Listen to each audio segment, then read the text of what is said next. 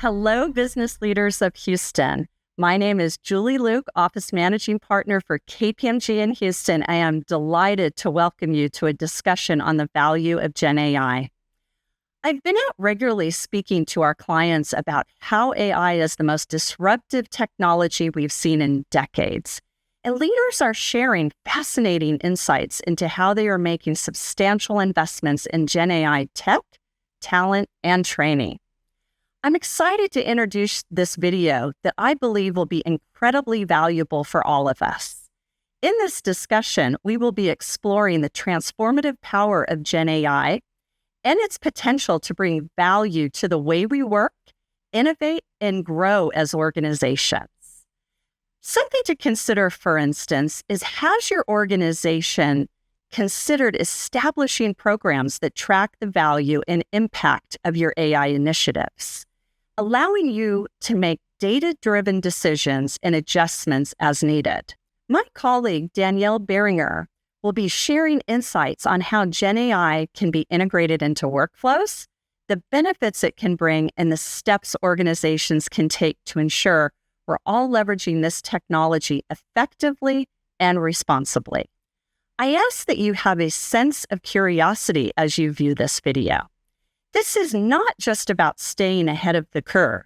It's about positioning ourselves as leaders in our field and ensuring that we deliver exceptional value to our clients and stakeholders.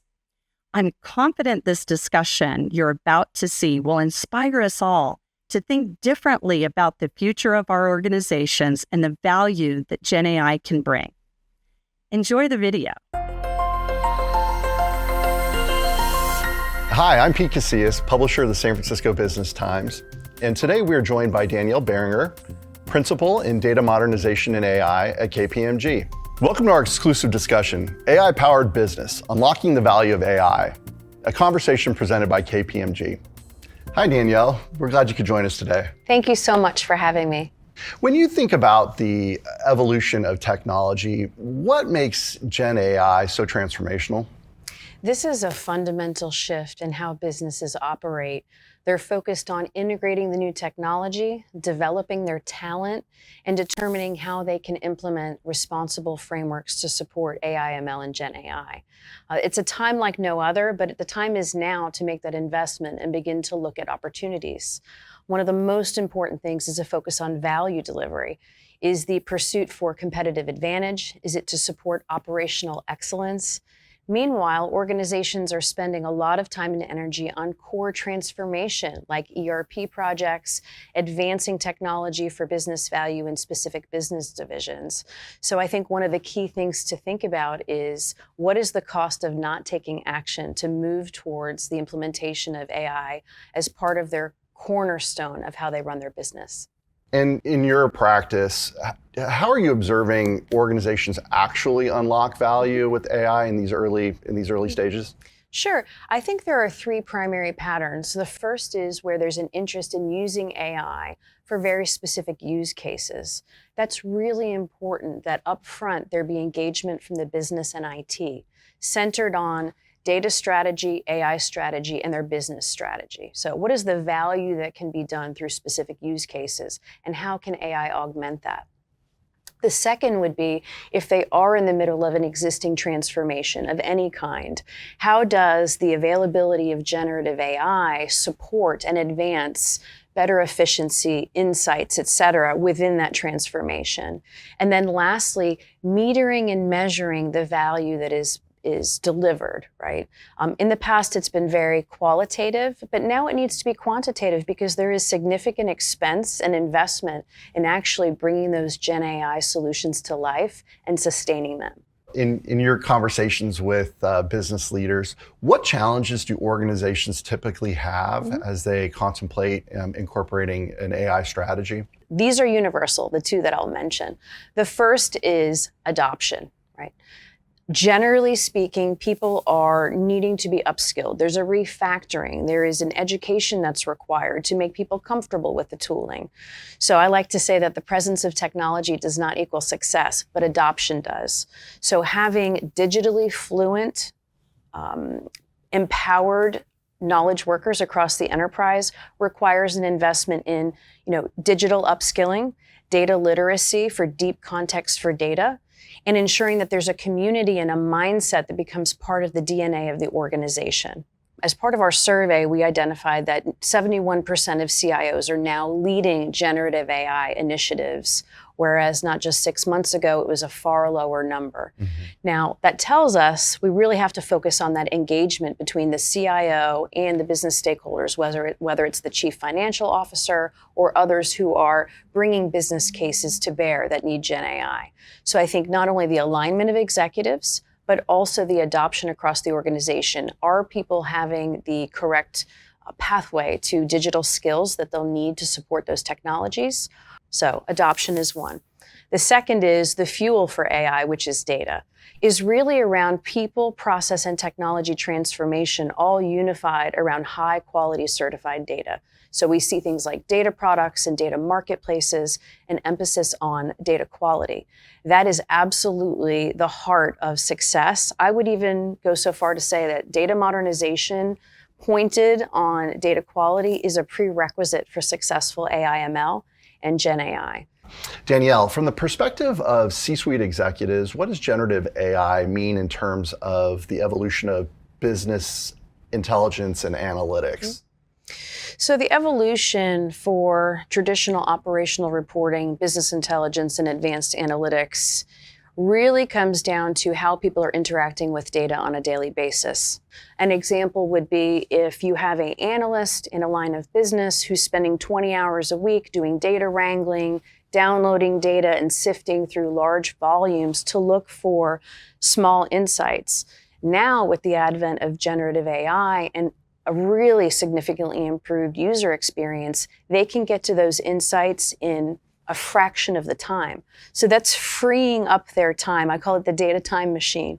That's giving them time back that they can spend on innovation and insights that they may not have gotten to for a very long time. Danielle, I want to ask you a big picture question. Mm-hmm.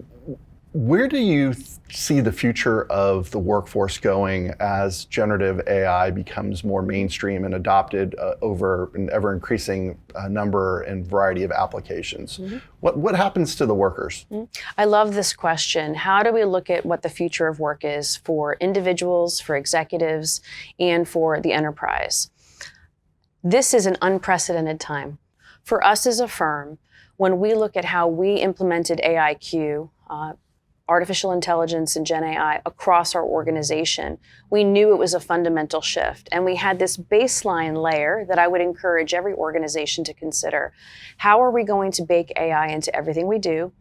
But how do we change our target operating model? That target operating model is really that future state. How will our processes change? How will the integrations to technology change? But most fundamentally, how will our people change? How do we enable them with appropriate education and training and certification?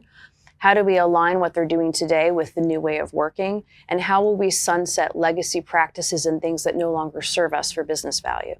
Business strategy aligned to data strategy, aligned to AI strategy. There needs to be a people strategy, right? That's part of that whole thing. We generally observe that when people have the opportunity to advance in their technical skill and make their job function more automated, more efficient, and more insights-driven, they're happier. We see higher retention rates. People have career advancement and pathways that they didn't have before. So the future of work not only applies to the individual job function, but the overall operational efficiency of the entire enterprise. There is more metrics and KPIs that are critical to success. I think we see data and AI outcomes being part of regular reporting, and how people are performing, not just in the traditional way where they're looking at ROI or NPV, but they're actually looking at individual efficiency. Interestingly, from our recent AI Pulse survey, is adoption. 81% of leaders are now planning on placing generative AI usage into the performance appraisals of their workforce. So ensuring that the workforce has the digital skills and the data understanding to fully use and maximize generative AI will be extremely important now and in the future. So future of work is bright. We see organizations that are advancing with Gen AI quickly and really broadening the adoption as having significant competitive advantage. That's great. Perhaps a broad question around how do you see the future of AI playing out here? Yeah, the future of AI has several dimensions. I think there is the foundational technology part, right? Infrastructure, AI ops, extending beyond, if you look at like cloud technology and the adoption of cloud modernization, I think everything ops and observability of all of those operational things in that operational plane are extremely important. It does require scaffolding of humans and processes in order to support that.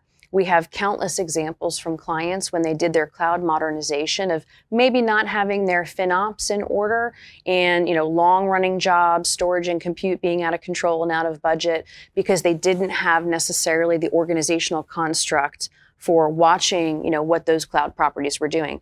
And touching on the operational part, touching on the human part, I do think this creative space that we now have as people become more efficient, the data time machine as I call it, we're creating space for people to do completely new things that could not physically be done before with the existing technology. So I also see this trajectory for, as Gen AI continues to evolve, what are ways that instrumentation and digital teammates come into play, right? Yeah. Agentic AI. I wanted to save that for last because I think that's really the most excited one. I'm excited about it. Our firm is excited about it.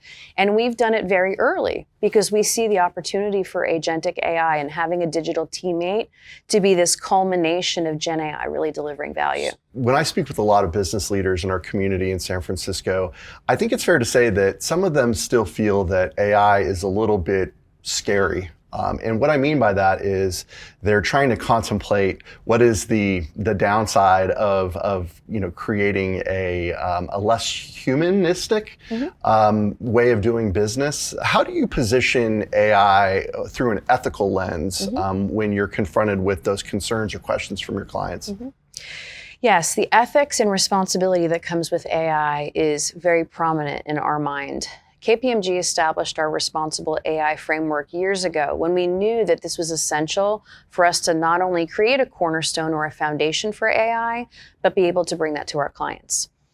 When we approach AI ML and Gen AI, there are things that are top of mind: privacy, security, ethics, data quality, and the way in which AI is provided to users. Having that framework, encouraging our clients to have a framework of their own or to adopt ours, gives them the assurance to be involving the right people in their organization to start to do exploration. That makes a lot of sense, and that's encouraging. Thank you. Danielle, this has been a fascinating conversation, your insights, your experience. Thank you for sharing them today, and I appreciate your time. Thank you, Pete, for the opportunity to talk with you about AI. And for more on this topic, please visit www.kpmg.us/AI. I'm Pete Casillas, publisher of the San Francisco Business Times. Thank you for joining us today.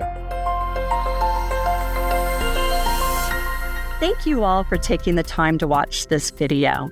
Your engagement and interest in the value of Gen AI are crucial as we navigate the future of our industries. I encourage you to reach out if KPMG can help you explore how Gen AI can add value to your organization. Let's continue to innovate and lead together. Thank you.